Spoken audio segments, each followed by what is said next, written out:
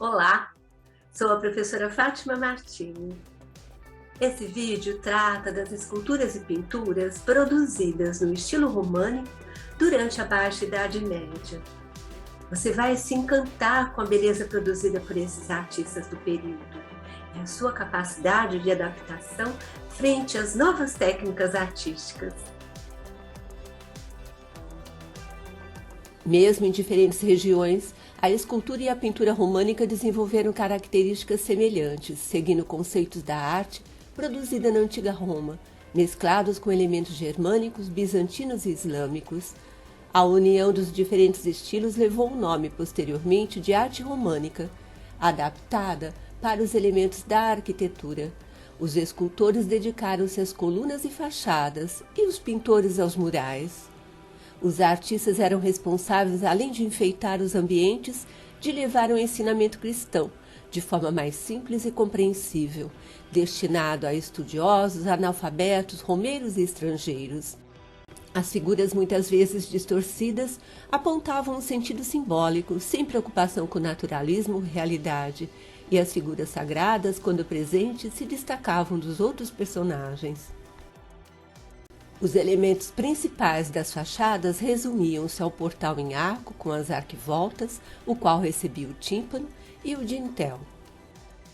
Molduras com ornamentos, baixos e altos relevos ou esculturas destacam os contornos superiores e inferiores de um arco, chamado de arquivolta.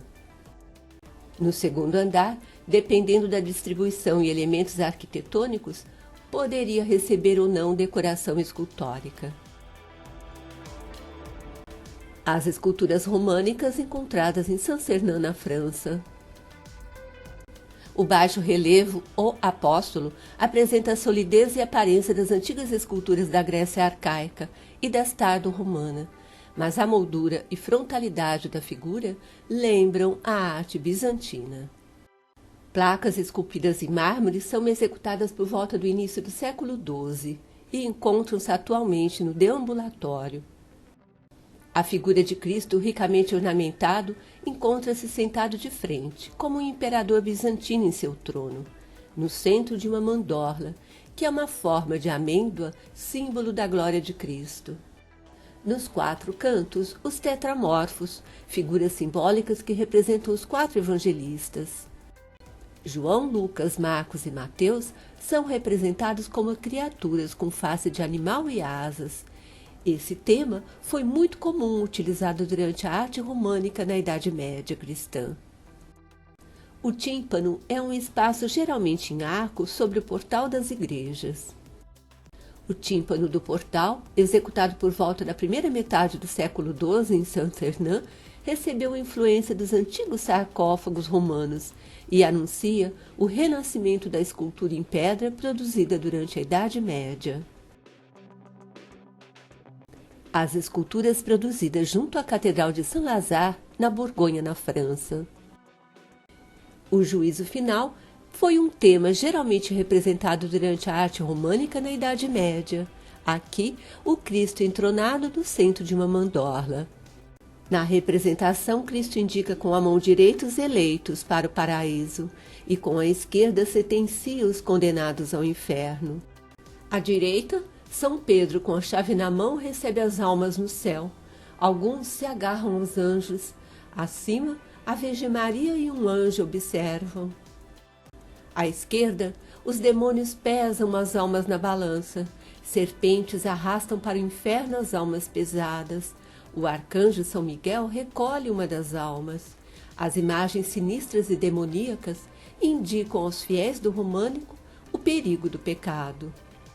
No lintel, entre os homens que aguardam o julgamento, Adão e Eva e peregrinos. À esquerda de Cristo, um anjo empurra os condenados. Na arquivolta interna, uma folhagem e na externa, os símbolos do zodíaco, as 4 estações e os trabalhos dos meses.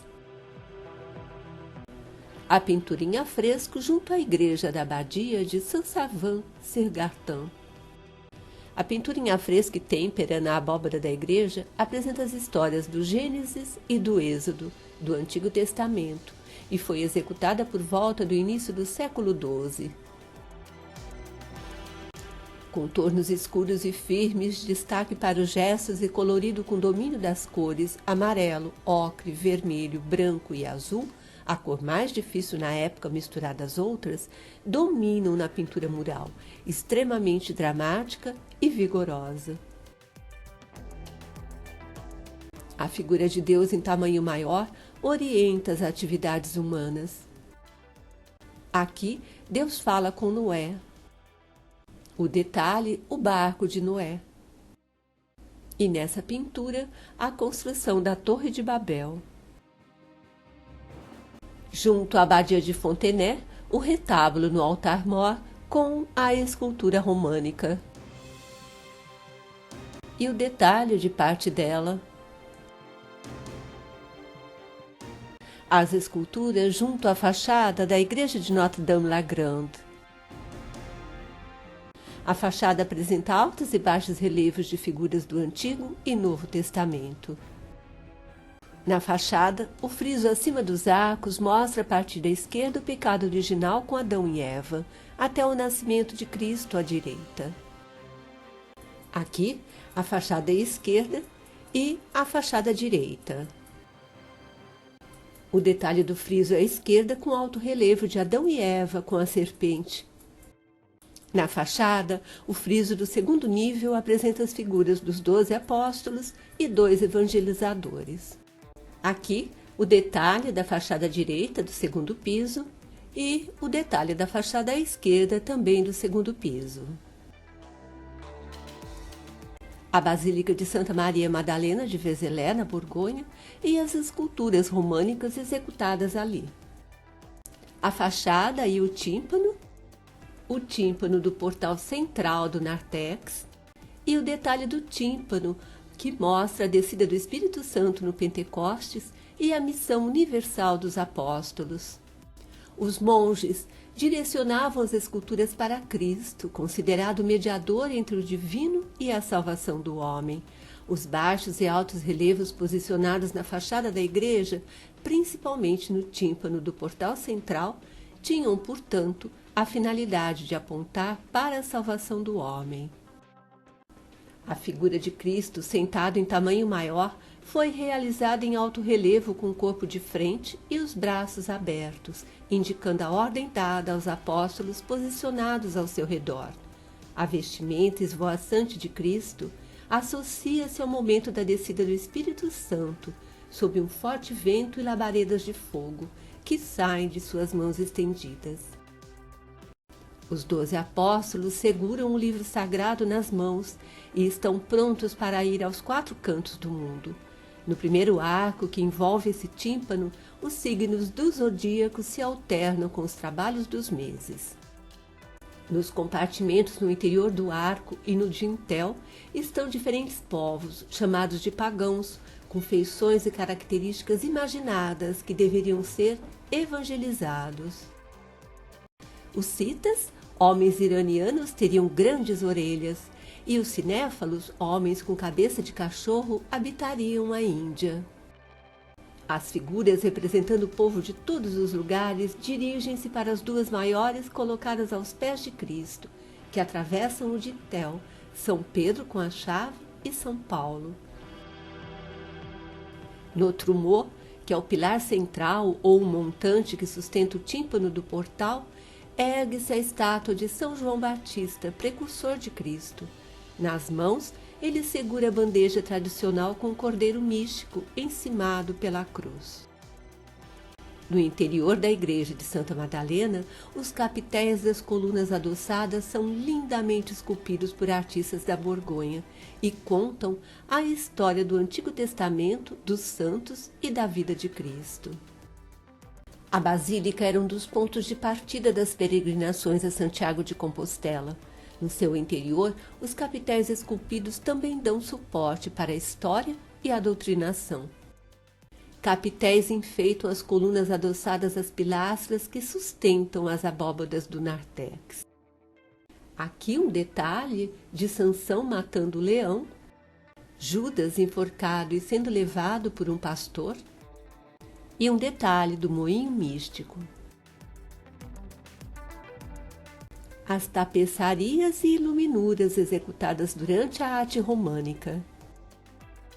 A tapeçaria de Boyer, executada no século XI, narra cenas anteriores à batalha e cenas da disputa entre os ingleses e normandos.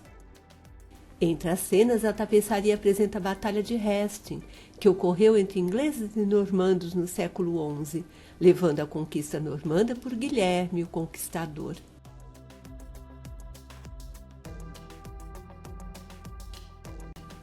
Com o caos gerado por invasores e saqueadores, restou aos monges e freiras abrigados nos monastérios e conventos a função de copiar os textos encontrados sobre a antiguidade, mantendo o conhecimento com a ajuda de ilustrações. Os antigos rolos de papiro foram substituídos pelas folhas dobradas e costuradas de um lado, chamadas de códice. Os manuscritos, considerados sagrados, alguns com capa de ouro e pedras preciosas, apresentavam pinturas de excepcional beleza, executadas com cores luminosas, laqueadas e douradas, as quais ajudavam a iluminar os textos e a decorar as letras capitulares. Daí o nome iluminura. O nome iluminura também é associado às miniaturas, que seriam as pinturas independentes da letra capitular, incorporadas ao tamanho da página, que normalmente eram de pequenas dimensões para serem carregadas. Mobiliário e vestimentas mostradas nas iluminuras apresentam um importante documento do período medieval. Na iluminura de São João Evangelista, São João lembra as imagens bizantinas e a folhagem da moldura lembra a arte clássica. O dinamismo dos contornos e a moldura unem-se perfeitamente à figura central. No lado direito, o tinteiro é estendido para as mãos de São João e, acima, a pomba do Espírito Santo na mão de Deus envia-lhe a inspiração. Durante o período de desenvolvimento intelectual, os jovens mais cultos, inclusive com conhecimento teológico, clássico e latino, em meio às bebidas, jogos e aos deleites da natureza, começaram a escrever críticas, poemas e canções, dando origem ao movimento chamado de goliádico. Um dos trabalhos mais interessantes desse grupo é o manuscrito iluminado encontrado e denominado de Manuscrito dos Carmina Burana, escrito no século XII por diferentes autores e copiado por mais de um copista no início do século XIII, com mais de 200 poesias, sátiras e canções, algumas de natureza religiosa, outras obscenas e irreverentes. Uma das poucas pinturas de paisagem sem servir de fundo para figuras, talvez a única já encontrada produzida no período românico, o autor emprega no interior do enquadramento enormes formas florais ornamentais entremeadas por pequenos animais. Nesse vídeo, você observou as características da escultura românica adaptada aos elementos da arquitetura, como as colunas e fachadas, enquanto a pintura se manteve junto aos murais no interior das construções. Continue conosco. Um forte abraço.